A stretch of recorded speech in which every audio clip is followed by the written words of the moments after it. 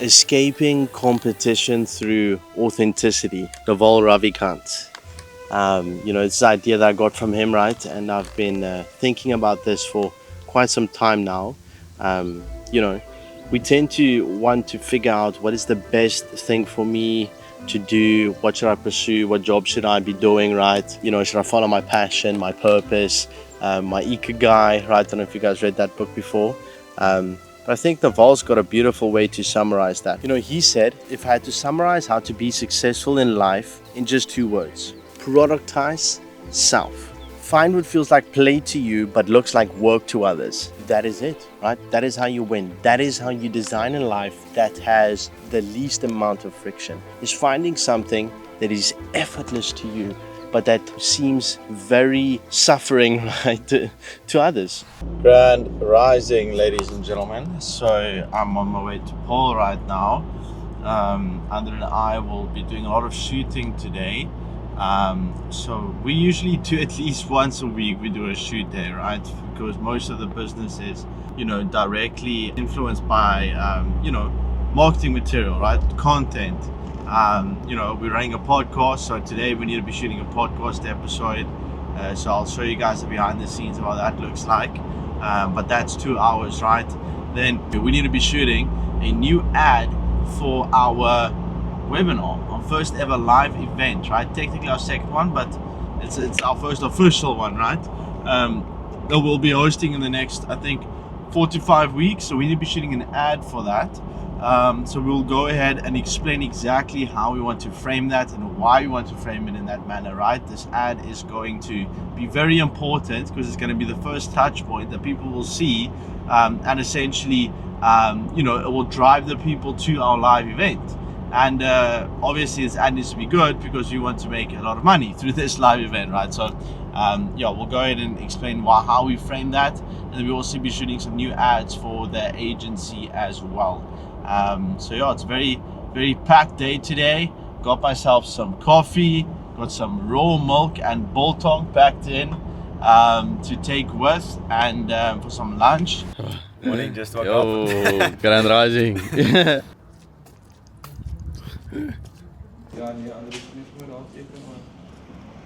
Môre. Wat het hier gaan toe? Ek hoor die stem, maar ek dink mos jy meer as hy weer afkom. Oh yeah, los. Okay. Bye, dankie. Alright, cheers. Yes. So we just got our goodies from Faithful to Nature. What did you get? Might be some things I can't disclose now. Yo, is this all the supplements you got here? Oh yeah, that's my tops. What do we have here? Ashwagandha. I don't really use that. Standard. I'm too stoic already. Boron, omega-3, maca root, magnesium, tonga, tsinga. Okay, that's nice. Massive. You like this? Electrolytes. Boom. Raspberry flavor. Wait. I don't know what half of the stuff is. Whoa. I forget what I ordered. It's like Simons? your boy's got a face scrub. most of the time I just use like soap. So it's my first skin product. Some creatine monohydrate. Well, this is a nice one. I love this brand. Yeah, exactly. I love this. This is in my opinion one of the better brands in South Africa. They're highly regulated. Free muscle mass. Oh, and some charcoal toothpaste. Oh, nice. Sometimes I get like a free gift from them, maybe. No free gift today. Oh, and they're featuring in the vlog. This is a bad look. Alright, so we're making ready to form the ads. This is what usually happens. Andre tends to focus more on the scripting, and I just set up all the production stuff. The best way to run good ads or to create good ads is to just essentially copy. A good artist copy and great artist steal. There we go. Steal everything, bro. So we go in and then we look at what ads in our specific niche and industry is doing well, right? And then we will essentially voice record that and then just plug it into ChatGPT and say, yo, we took this from a competitor directly, change this to not be exactly the same, right? But like if you look at all these big competitors, especially if you're starting out, like they probably spend so much money to test all these ads, right? That's the best way to perform in ads and to improve your ads is just test a lot, right? But you need a budget for that. And so if you look at all these big creators that have been doing ads for a long while, just steal their ads and then just change it and personalize it obviously a bit. All right, so this is the setup. Let's make some bread. Let's make some money. Our clients go from no one sees our stuff to sorry, we're fully booked, because we don't just create content, we generate demand. Boom. That's how we do it. I'm literally still taking massive risks. You know, it never really stops. I'm 3 years in my journey. I literally take all the profits from the agency and the info, or mostly the agency, taking all of that and reinvesting, like at this stage, all of that money into skills and learning from high-level people. So it never really stops. If you're doing it on your own, it's going to take like 3 years, and who has 3 years to get rich? You want to do it in 3 months, you know? So pay for that time so you can live your life, your dream lifestyle quicker. I agree, 100%. I mean, everyone in the space agrees, right? Everyone does that. If you look at all these high-level entrepreneurs, everyone is in mentorship programs, networking stuff. And if you're outside of the space, you think, oh, what's this networking thing? Oh, that's so cliche, so stupid. But you're ignorant to the value of that, right? Like all these trips as well. Like you see people traveling to different countries and working from there and meeting up with people. And you think, oh, that's such a waste of money. I would never do that if I was there.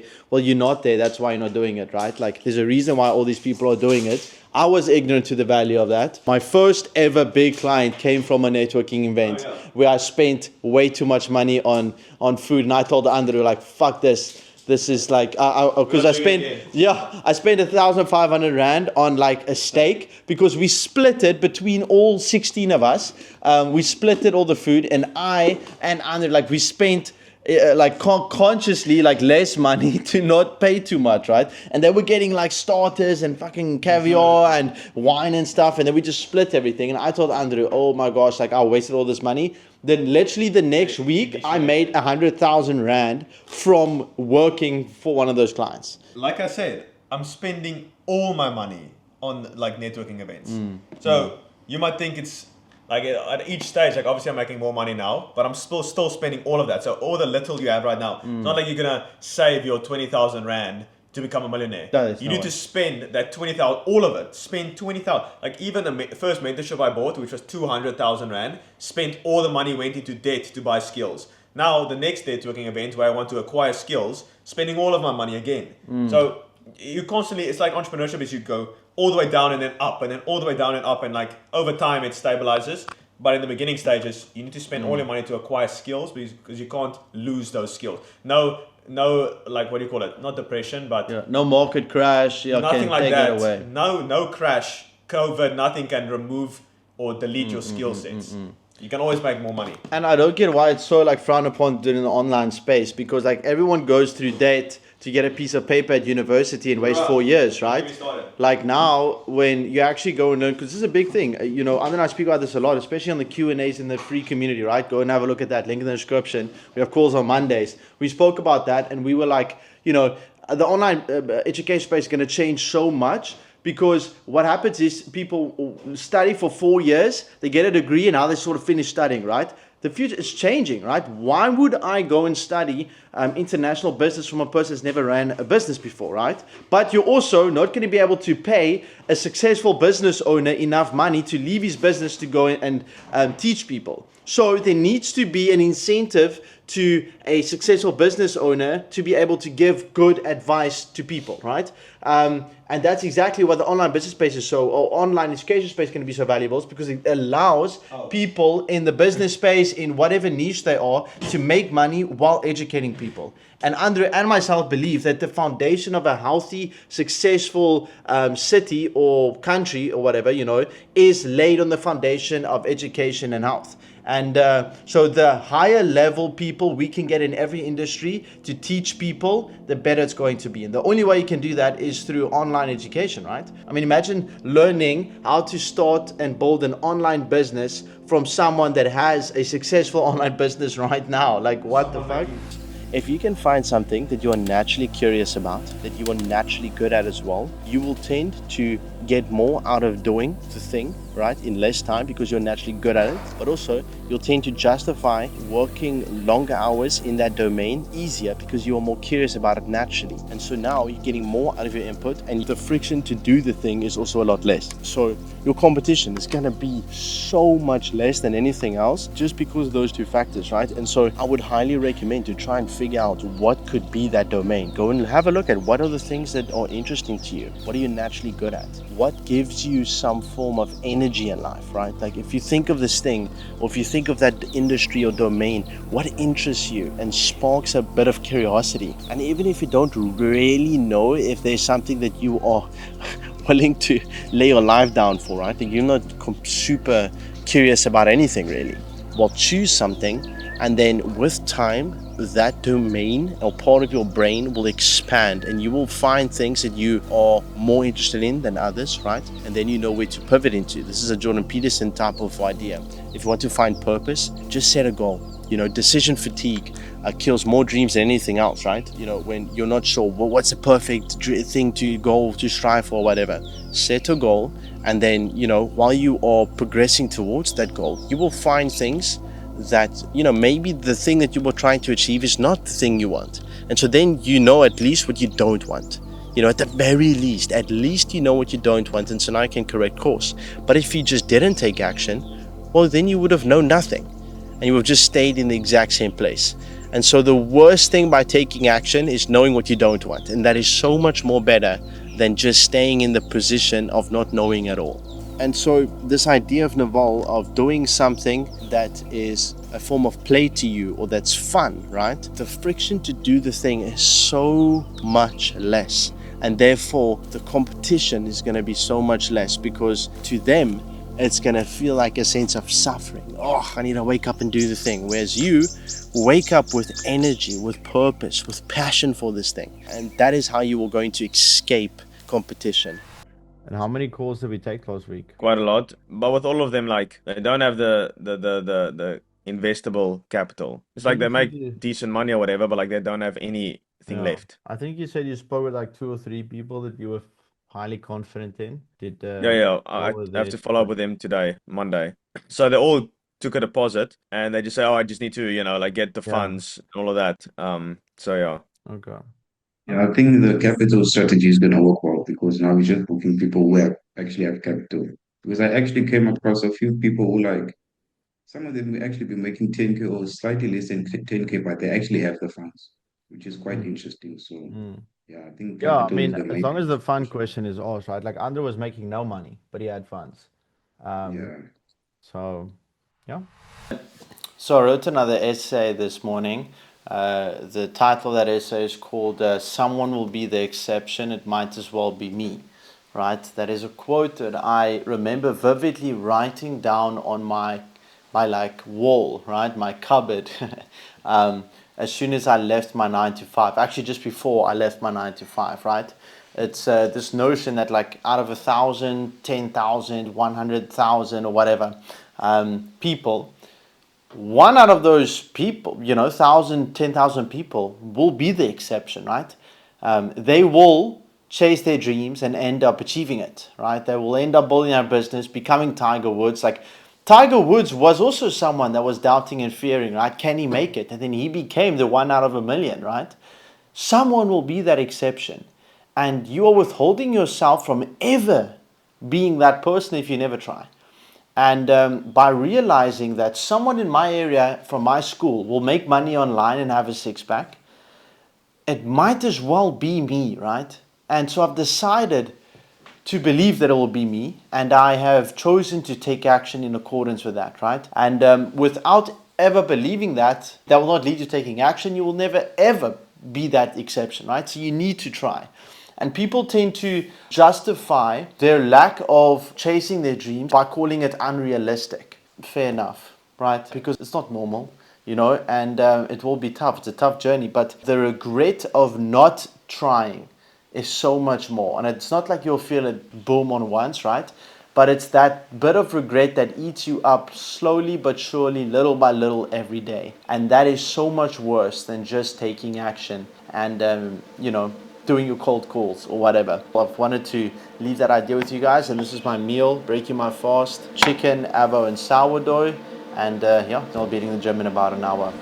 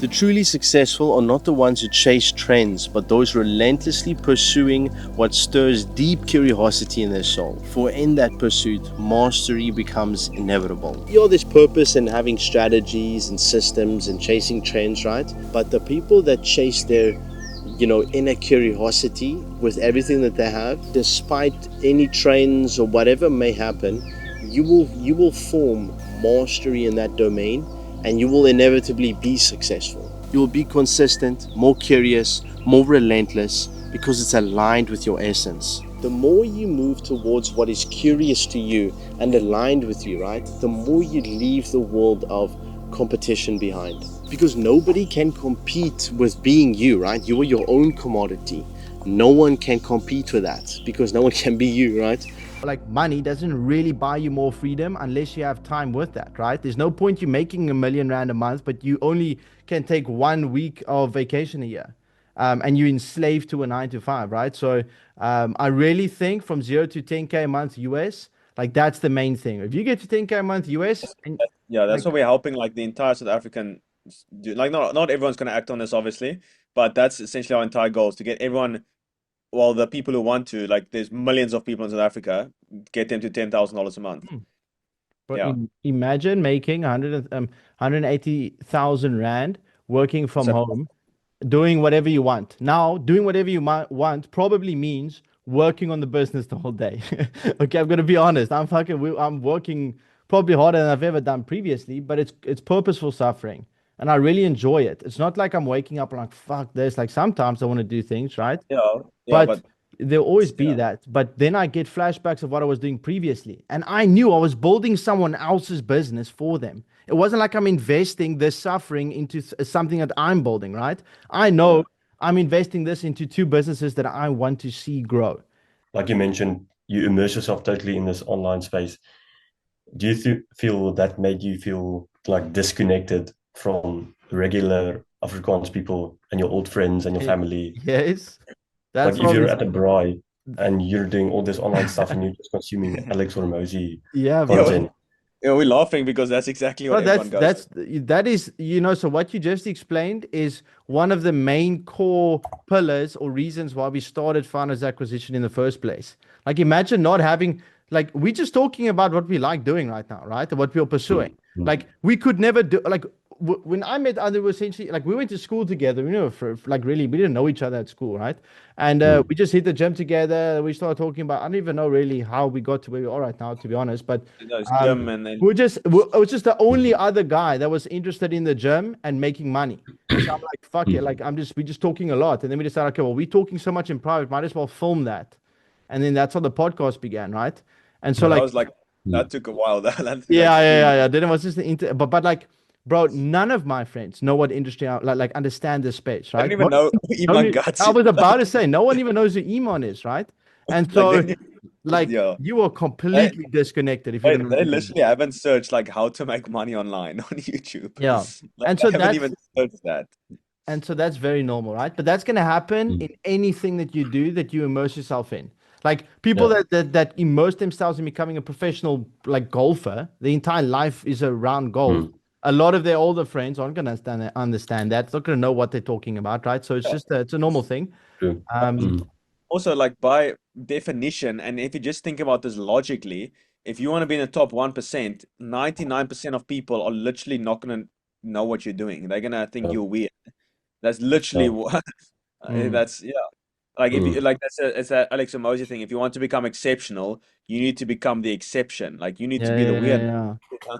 And someone will be the exception, so it might as well be me, right? Like that's a quote that's Yeah. on my Mm. door. Like it might as well be me, right? And this is what Chris Williams talks about. It's like that no man's land. I don't know what he actually calls it, but it's like Yeah. you don't really relate with your current friends anymore, but you don't have the results to fit into this new group, of like these high level entrepreneurs. So you're somewhere in the middle between have no friends and don't relate to anyone, and no one understands what you're doing. But also It's you tough. you don't have new friends. So like that lonely chapter, I think it calls it the lonely chapter. Lonely That's what chapter. this is. That's what this is for, right? And Essentially. and also like that lonely chapter is like 3 to 5 years. Yeah, yeah. It's It's tough. Like fucking crazy. I mean, it I doesn't don't know. have to be that long. Like you could definitely, but like, yeah, like it's Yeah, long. like 3 to 5 years. Yeah. And It's not because in and the like grand scheme of things, like it's not really that long even, but those 3 to 5 years is terrible. It's Mm. hell. No Tree can tree. grow to heaven unless its roots is in hell, you know? Amen, brother. Grand Rising, ladies and gentlemen. We are grounded right now. What a beautiful way to start your day. Yesterday we had a call with the community, and I think a topic that we pressed on that I felt like just repeating over here was essentially the idea of just becoming clear on one's goals, right? I think people on a day-to-day basis walk past $1 million opportunities every single day, right? Or just the idea that what you focus on will crystallize itself in your reality, right? As an example, when I was in matric or in grade 12, I wanted to have a green Beetle, right? A VW. And the only thing that I saw on the road from the day that I decided that I wanted that car was Beetles. I just saw Beetles everywhere. Now the question is, has reality reformed itself around me, right? Is there just more Beetles on the road? Or probably not. I think I just focused my brain's attention to Beetles, right? And so my brain just picked up the things that I was focusing on. And therefore, my reality was now recreated around, the goal, which is Beetles, right? So I think that's exactly the same when it comes to anything in life. What you focus on, you will find and you will tend to see and experience in your life.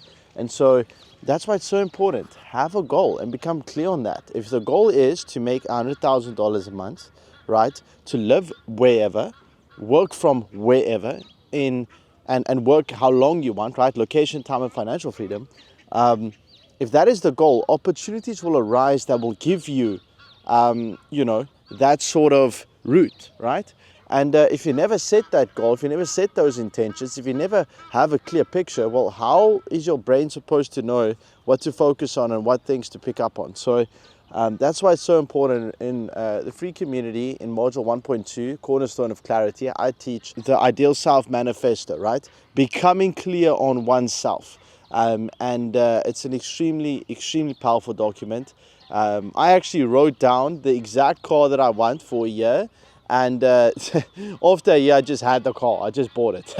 So, I mean, it works, right? There's a reason why Iman, Alex Hormozy, like all these top entrepreneurs went and done something like this, right? I know Alex doesn't preach, affirmations and visualization anymore, right? But he definitely at a point did that, right? So, yeah, I think there's levels to this. And I think the beginning level, going from 0 to 1, the most important thing is just becoming clear on your goal, eliminating everything that is not aligned with that goal and reinforcing that which is, right? Which takes you closer to your goal, which means reading more, surrounding yourself with people so that's like-minded, right? Mentorship, courses, all of that. Just overwhelming your brain and your current life with that which you want to become. I think that is the number one thing. So, yeah. Authenticity is 100% a moat, right? It's your safety net. It is, if you can build a life from productizing yourself, no one will be able to compete with you because, no one can be you better than you. I think the idea that I got, the main premise of this is that, success isn't found in becoming something else or someone else or copying this person or that strategy or whatever. I think it's having, it's having the courage to embrace your innermost self and your curiosity, right? Is seeking that what is curious to you, what lights up. Like if you see everything, there's a lot of noise in the world. What you know gives a bit of clarity to your vision? What, when you see it, when you hear it, when you think about it, it just makes sense to you and it just makes the noise a little less noisy. That is the thing. And so I wish you the courage and the discernment to be able to find the thing, that you're curious about, and the courage then to act upon that curiosity. And yeah, that is the idea that I'm meditating on this week. And yeah, once again, a note to myself.